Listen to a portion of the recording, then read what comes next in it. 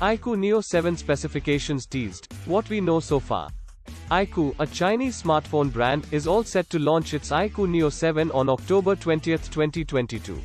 In the build-ups to its imminent arrival in China, the Vivo sub-brand has revealed the key specifications of the gaming-focused smartphone on Weibo.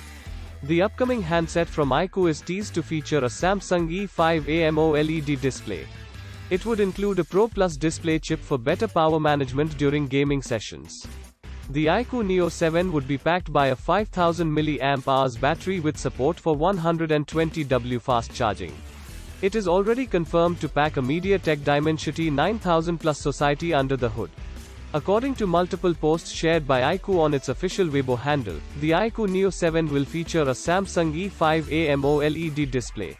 It will be backed by a 5000 mAh battery with support for 120W fast charging. The smartphone will have an independent display chip Pro Plus and a liquid cooling system for heat management.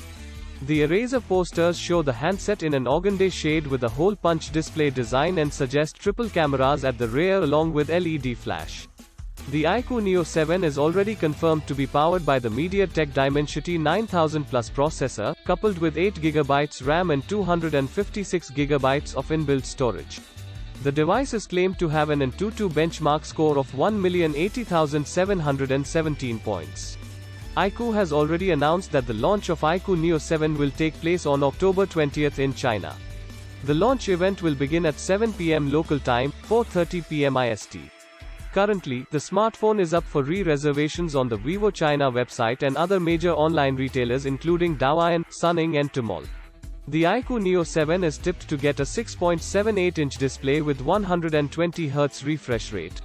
It could also sport a 50-megapixel Sony IMX766V main rear sensor and a 16-megapixel selfie sensor. The device is expected to house an optical fingerprint scanner, an IR blaster and NFC connectivity.